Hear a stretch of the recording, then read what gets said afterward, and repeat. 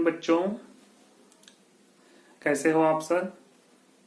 आज मैं आपको आपकी कक्षा 7 की जो राजनीतिक एवं सामाजिक एवं राजनीतिक व्यवस्था जो बुक है उससे अध्याय 1 लोकतंत्र के बारे में बताने जा रहा हूं।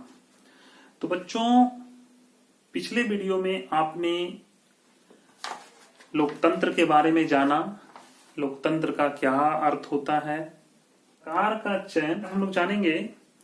लोकतंत्र में सरकार का चयन कैसे होता है, ठीक है बच्चों। तो देखिए, लोकतंत्र में सरकार का चयन 2 तरीकों से होता है। कितने तरीकों से होता है? 2 तरीकों से, ठीक है। एक है मेरा प्रत्यक्ष और दूसरा है अप्रत्यक्ष, ठीक है।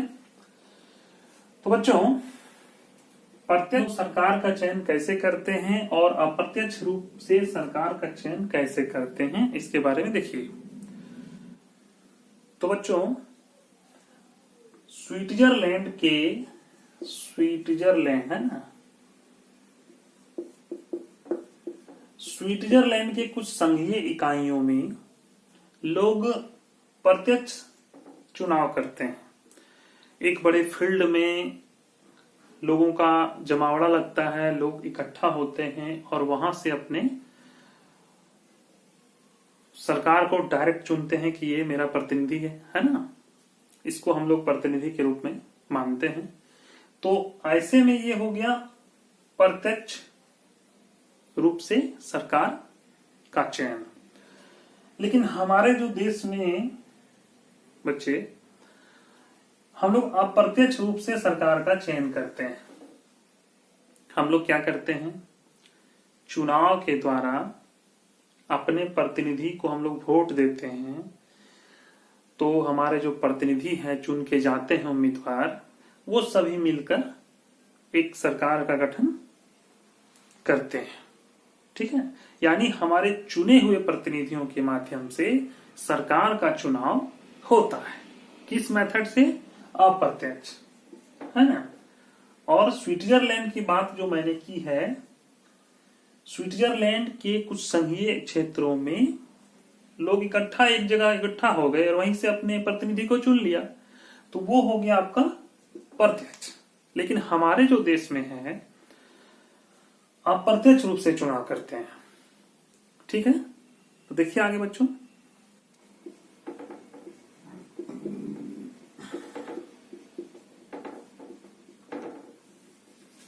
अब हम लोग जानेंगे कि भारत में लोकतंत्र के बारे में, ठीक है।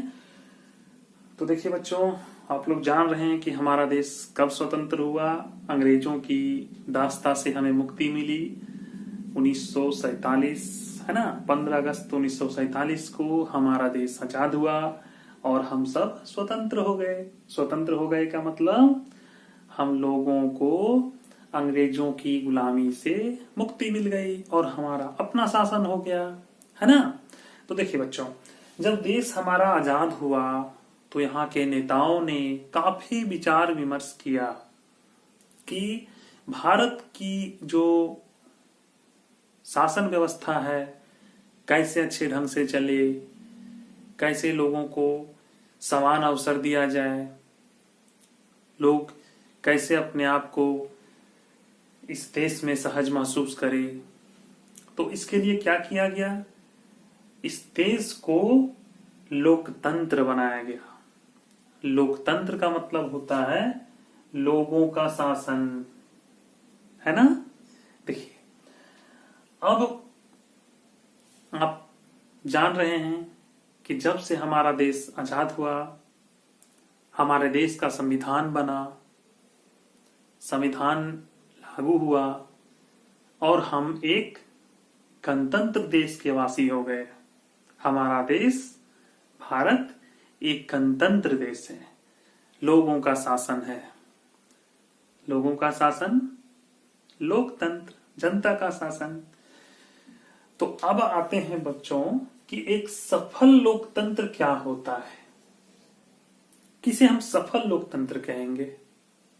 ये सफल लोकतंत्र क्या है?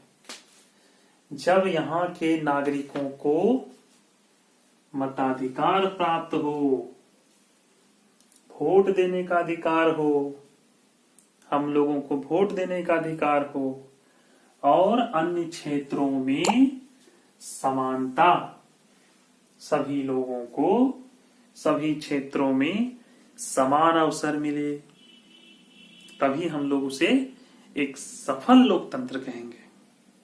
ठीक है बच्चों, देखिए हम लोग आगे देखते हैं, तो जानेंगे मताधिकार की समानता। ठीक है, तो मताधिकार की समानता कहने का क्या मतलब है बच्चों? भारत जैसे लोकतंत्र देश में हमारा लोकतंत्र तभी सक्सेसफुल माना जाएगा, सफल माना जाएगा, जब सभी वयस्क नागरिकों को मत देने का अधिकार हो, है ना?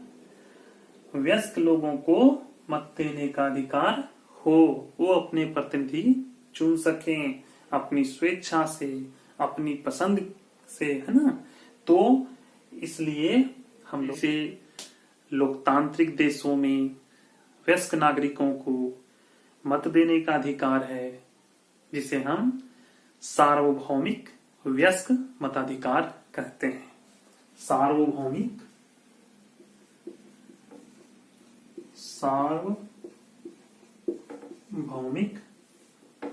वयस्क मताधिकार। ठीक है बच्चों, सार्वभौमिक वयस्क मताधिकार का मतलब आप लोगों ने समझ लिया। भारत जैसे लोकतांत्रिक देशों में यहाँ के वयस्क नागरिकों को अपना मत देने का अधिकार है, इसे ही हम लोग सार्वभौमिक वयस्क मताधिकार कहते हैं। तो बच्चों, सार्वभौमिक वयस्क मताधिकार समानता के सिद्धांत पर आधारित है। सार्वभौमिक वयस्क मताधिकार समानता के सिद्धांत पर आधारित है। सिद्धांत पर आधारित है, जो यह इंगित करता है कि सभी नागरिकों को मत देने का समान अधिकार प्राप्त है। इसे ही हम लोग, तो बच्चों हम लोग जाने सार्वभौमिक वयस्क मताधिकार के बारे में। सार्वभौमिक वयस्क मताधिकार समानता के सिद्धांत पर आधारित है।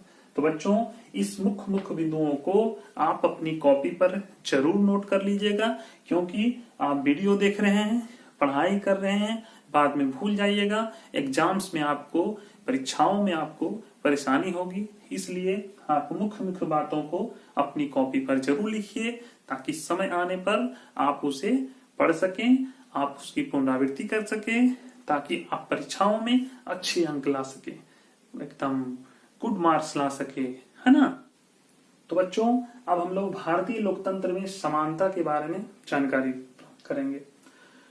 बच्चों, हमारे देश में संविधान के तहत संविधान में कुछ बातों को इंगित किया गया है। संविधान के अनुसार किसी व्यक्ति के साथ लिंग, धर्म, जाति तथा उसके शैक्षिक एवं आर्थिक स्तर के आधार पर भेदभाव नहीं किया जाएगा।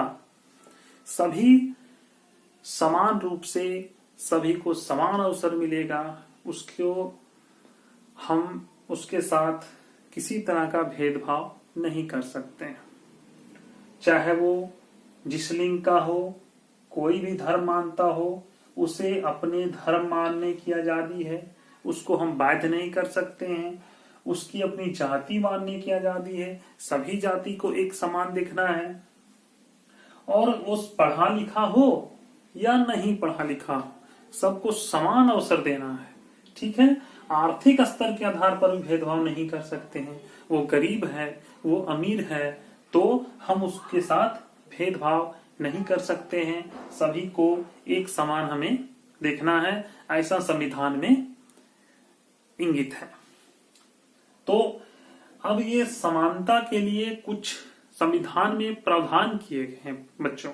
देखिए, जैसे कानून की नजर में हर व्यक्ति समान है, चाहे वो कोई हो, कानून उसको वही नजर से, समान नजर से देखेगा, चाहे वो किसी भी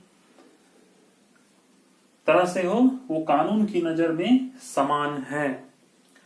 अस्पृश्यता एक दंडनीय अपराध है। हम किसी के साथ छुआछूत नहीं कर सकते हैं, उसको संविधान में एक दंडनीय अपराध माना गया है। किसी भी व्यक्ति के साथ हम छुआछूत, भेदभाव नहीं कर सकते हैं। लेकिन बच्चों, अब लगभग सभी जगहों से ये लगभग अब विलुप्त हो चुका है। ये अब हमको देखने को नहीं मिलता है। वर्तमान में हम लोग प्रायः देखते हैं कि सभी लोगों को एक समान की नजर से देखा जाता है। ठीक है बच्चों, आप देखिए आगे। हर व्यक्ति को सार्वजनिक स्थानों पर जाने की छूट है, चाहे वो मंदिर हो, होटल हो, मतलब कोई भी ऐसा सार्वजनिक स्थान है जहां पे हम जाने से किसी को रोक नहीं सकते हैं। वो सभी कोई सार्वजनिक कुओं से वो यूज कर सकता है, और कोई सार्वजनिक स्थान है वहां पे सभी लोगों को एक समान अवसर मिला है, किसी व्यक्ति को हम वहां रोक नहीं सकते हैं। ठीक है, देखिए बच्चों, सरकार ने लंबे समय से असमानता से पीड़ित लोगों के उत्थान के लिए बहुत सारे कार्यक्रम को हमारे देश में लागू किया। उन सभी कार्यक्रमों में से एक है मेरा महिला समाख्या कार्यक्रम। तो महिला समाख्या कार्यक्रम क्या है बच्चों? इसे 1989 में शुरू किया गया था, है ना। इसमें महिलाओं की शिक्षा, नारी सशक्तिकरण के उद्देश्य से इस कार्यक्रम की शुरुआत 1989 में की गई, ताकि हमारे देश की महिलाएं भी शिक्षित हो, यहाँ नारी शिक्षा को प्रोत्साहन मिले। बहुत सारे